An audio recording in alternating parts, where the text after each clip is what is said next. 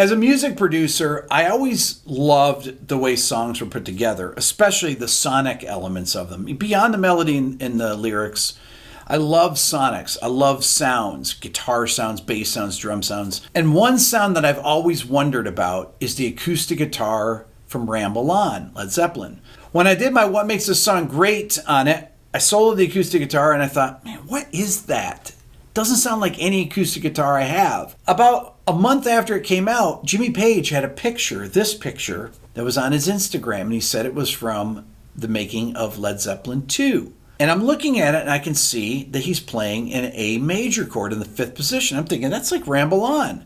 So I look at the guitar and I was like, what is that? So I take the picture and I send it to my buddy Dave Honorado. I said, Dave, what is this guitar? He said, oh, that's a Vox Acoustic.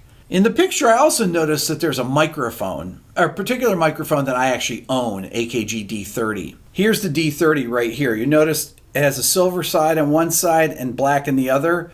Okay, look closely at it. The silver side is the one facing the guitar. Let's look at the picture again. If you look at the picture, you can see the outline. It's a big, bulky microphone, and that's definitely a D30. So I asked Dave, is it possible that that's the guitar Jimmy Page is using on Ramble On? He goes, oh, definitely. That sounds like that kind of guitar. The bolt-on neck gives it a really different sound. It doesn't sound like any acoustic guitar. So I looked on Reverb, and I found one. Check it out.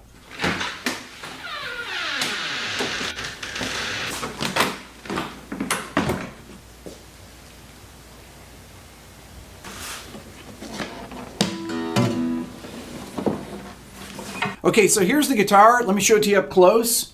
You can see on the pick guard down here, where is it? Right here. It says Country and Western, Vox. It's kind of like my Country and Western Gibson that's over here.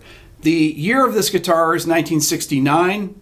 Basically the same year I would think that that would be, since it's roughly around that year that they made it. Here's the bolt-on neck. Let's take a look at it close. You can see there it's bolted with 4 bolts. When I turn it this way, you'll notice that there's a huge crack in it that just developed right here. And you'll see where the neck hits the body there.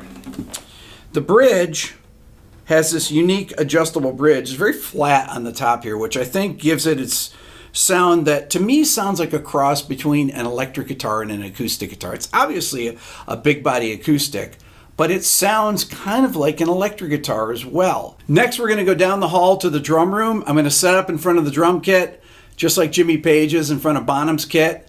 We're going to recreate the picture, and my assistant GL is going to get it mic'd up.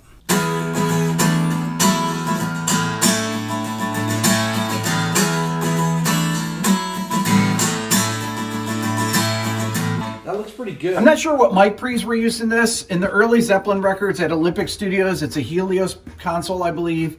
I'm going to record with a BAE Neve style mic pre's, and we'll try and get it as close as we can. The signal flow for the microphone out there, we have the D30 placed on the acoustic, maybe a foot away at an angle, if you saw. And then we're going through a Neve style BAE 1032 mic preamp. There's no EQ on it, so we're going flat.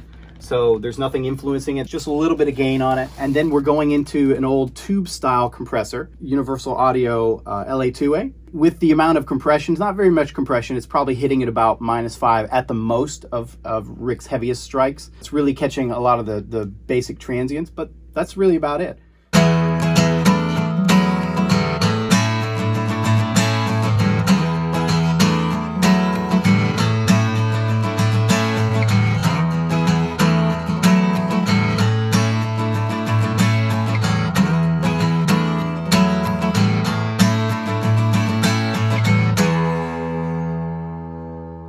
Let me give that shot a little bit more context. I'm wearing headphones. GL is feeding me the original Ramble On with the count off. It's actually with John Bonham. I don't know if he's playing on a drum stool or a guitar case, but that's providing the click track in my headphones. So I have me and Jimmy Page playing, and I'm trying to mimic the slight tempo fluctuations that he does within it. We're going to go in the control room and A-B them and see how close it is. Okay, I brought it into Pro Tools. I'm going to play you the 2 tracks. They're pretty similar, but there's a little bit of work I need to do on the new track, compression-wise, and on the top-end EQ.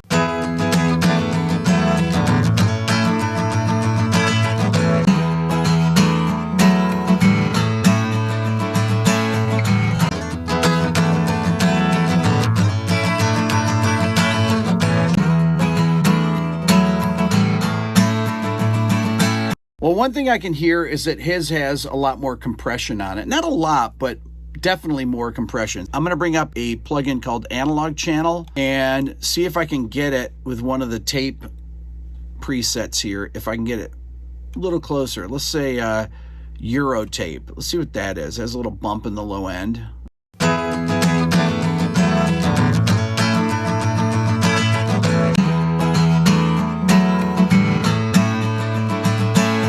So I can hear on Jimmy's, once again, that he has a little bit more top end. I'm going to actually put an EQ plugin before that. So the plugin I'm going to use is going to be my FabFilter Pro EQ 3. And let's see here. Let's listen to it again.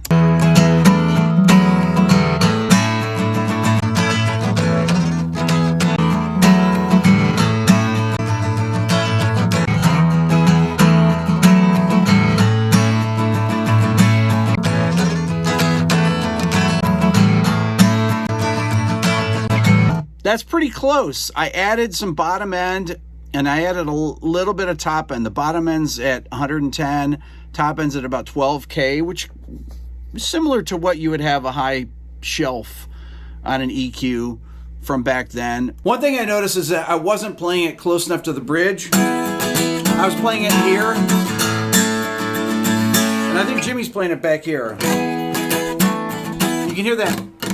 The picks hitting the strings like that, you can hear the tension of it being closer to the bridge. Yes.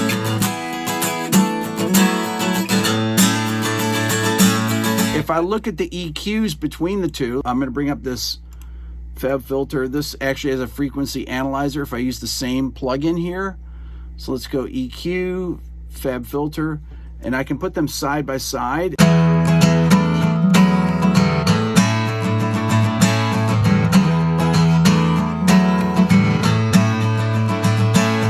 When you compare those two EQs side by side, they look almost identical. Love to know what you guys think. Leave a comment in the comment section, and also let me know of other songs that you'd like to see me mimic the sound of. Could be a snare sound, kick drum sound, a bass guitar sound, anything that you'd like to see me try and do a recreation of. That's all for now. Don't forget to subscribe. If you're a first-time viewer, ring the bell. That'll let you know when I go live and when a new video comes out. Give it a thumbs up. Leave a comment. That's very important. If you're interested in the Beato book, go to my website at www.rickbeato.com. Follow me on Instagram at rickbeato1. Check out the new Beato ear training program at beatoeartraining.com. And if you want to support the channel even more, think about becoming a member of the Beato Club. Thanks for watching.